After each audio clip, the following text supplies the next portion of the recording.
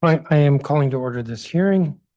This is a public hearing of the Committee of the Whole of the Council of the District of Columbia. I'm Phil Mendelson, Chair of the Council and Chair of the Committee of the Whole. Today is Wednesday, October 8th, 2025. The time is 2:50 in the afternoon. We are in room 412 of the Johnny Wilson Building. The subject of this afternoon's hearing is consideration of Bill 26-31, excuse me, yes, 26-311. Bill 26-311 deals with 911. Hmm?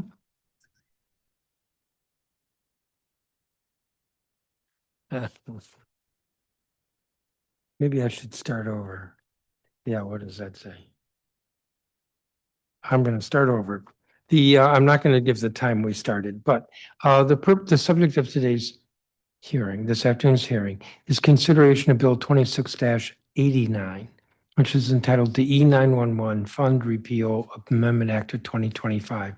This legislation was introduced by me on January 13th of this year, similar to legislation that I've introduced in at least the prior council period, if not the prior two council periods. The purpose of this legislation is to make substantive amendments to DC Code 34-1802, which establishes the Emergency and Non-Emergency Number Telephone Calling Systems Fund, otherwise known as the E911 Fund. The legislation keeps the existence of the fund in place. However, it rewrites a provision in the law that says currently that the fund may be used to pay for personnel, technology, hardware, software, and software maintenance, contractual support, outreach, training, supplies, and equipment costs necessary to provide 911 and 311 systems. And instead, the language would read, money in the fund shall be used to pay for costs necessary to provide the 911 and 311 systems.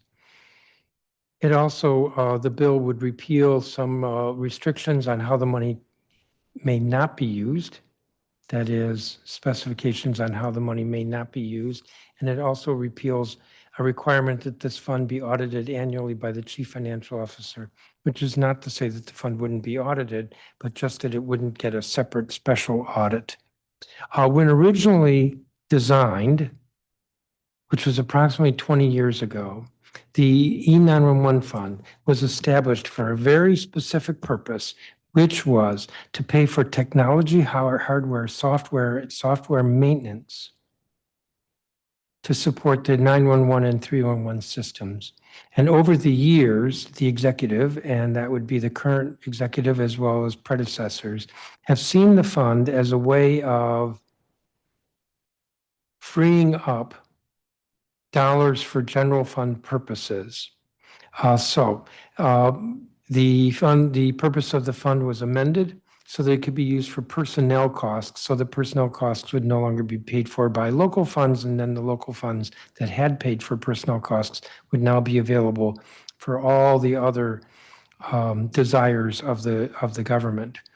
And so what was intended to be a specific special purpose fund specific to support the technology, hardware, and software needs for 911 and 311, so that the OUC would never need to rely on the somewhat volatile and sometimes mercurial capital budget, and instead would have its own fund that it could access for technology, hardware, software, and software maintenance costs.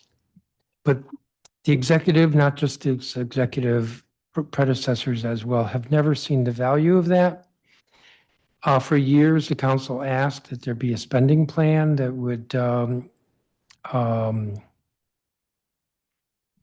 spell out over time how it was a capital replacement plan, that's what I meant to say. A capital replacement plan that would spell out what the capital replacement needs were, the timing for that, and how the fund would support that. Never done.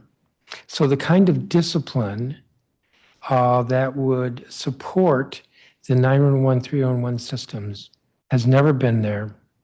And so there's really no purpose in pretending that the fund would be for that. So this bill would be more honest about what the fund is for, which is just to pay for 911 and 311. And 911 and 311, OUC can just get in line with all the other agencies when they need to replace very expensive and sophisticated hardware to support 911 and 311.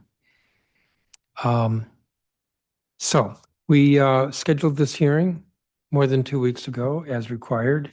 And the executive declined to send a witness, and there are no other witnesses. I will note we did get a statement from the Director of the Office of Unified Communications, misunderstanding what the bill is about, but also saying that the OUC remains willing and ready to work with the council to address concerns, which I would note OUC has never done with regard to this.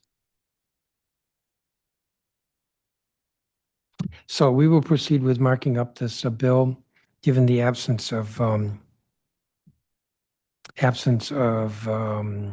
useful comments from the executive. Since there are no witnesses for this hearing, the time is 2:56 p.m. and this hearing is adjourned.